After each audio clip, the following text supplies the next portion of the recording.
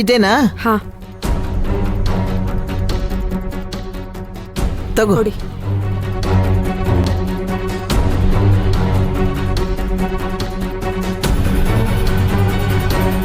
ಅಜ್ಜಿ, ಇವ್ ನಿಮ್ಗೆ ನೆನ್ಪಿದಾನಾ?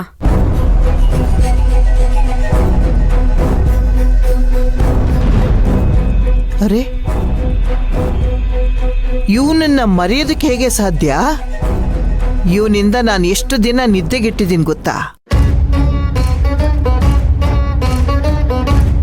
ಅದ್ ಸರಿ, ಈಗ್ಯಾಕೆ ಇವನ್ನ ತೋರಿಸ್ತಾ ಇದೆಯಾ?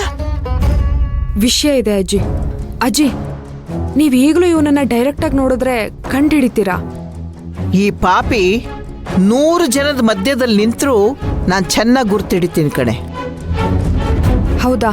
ಒಂದ್ ನಿಮಿಷ ಇರಿ.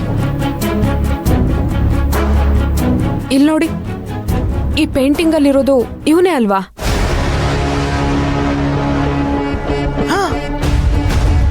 ಹೌದು ಕಣೆ, ಇವನೇ ದೇವಸ್ಥಾನದಲ್ಲಿ ಸಿಕ್ಕು ನನ್ನ ಕೈಯಿಂದ ಫೋನ್ ಇಸ್ಕೊಂಡು ನನ್ನ ಯಾಮಾರಿಸಿದ್ದು.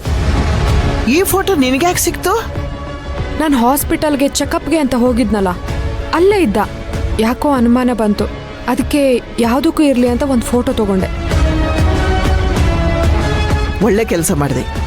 ಮೊದಲು ಇದನ್ನ ನಕುಲನ ಕಳಿಸು. ಪೊಲೀಸ್ನವರು ಇವನ್ ಸಲುವಾಗಿ ಹುಡುಕ್ತಾ ಇದ್ದಾರಂತೆ. ಸರಿ ಅಜ್ಜಿ, ನಾನು ಹೇಳ್ತೀನಿ. ಆದ್ರೆ ಒಂದು ಮಾತು, ಈ ವಿಷಯ ನಿಮ್ಮಲ್ಲೇ ಇರಲಿ. ಯಾಕಮ್ಮ? ಈ ವಿಷಯ ಬೇರೆ ಯಾರಿಗಾದ್ರೂ ಗೊತ್ತಾದ್ರೆ ನಿಮಗೆ ತೊಂದರೆ ಆಗತ್ತೆ. ನಾನು ನಕುಲ್ ಹತ್ರ ಎಲ್ಲ ಮಾತಾಡ್ತೀನಿ. ಸದ್ಯಕ್ಕೆ ಈ ವಿಚಾರನ ಇಲ್ಲೇ ಮರ್ತ್ಬಿಡಿ, ಆಯ್ತಾ? ಆಯ್ತು ಕಣೆ. ಅಲ್ವೇ, ಇಂಥ ಪರಿಸ್ಥಿತಿನಲ್ಲಿ ಇದನ್ನ ಯಾಕೆ ತಲೆಗೆ ಹಚ್ಕೊಂಡಿದ್ಯಾ? ನಾನು ಯಾಕೆ ತಲೆಗೆ ಹಚ್ಕೊಳ್ಳಿ? ಅಕಸ್ಮಾತಾಗಿ ಅವನು ನನ್ನ ಕಣ್ಣಿಗೆ ಬಿದ್ದ, ಅದಕ್ಕೆ ಅವನ ವಿಷಯ ಬಂತು ಅಷ್ಟೆ. ಅವನ ಬಗ್ಗೆ ತಲೆ ಕೆಡ್ಸ್ಕೊಂಡು ನನಗೇನಾಗಬೇಕಾಗಿದೆ? ಆಯ್ತು, ನಿನ್ನೆಚ್ಚರಿಕೆಯಲ್ಲಿ ನೀನಿದ್ರೆ ಒಳ್ಳೇದು. ಟೈಮಿಗೆ ಸರಿಯಾಗಿ ಚೆನ್ನಾಗಿ ಊಟ ಮಾಡು, ಮಾತ್ರೆ ತಗೋ, ಚೆನ್ನಾಗಿ ನಿದ್ರೆ ಮಾಡು. ಓ, ಓಡಾಡಕ್ಕೆ ಕಾಲು ನೋವಿದೆಯಲ್ಲ, ಓಡಾಡೋದು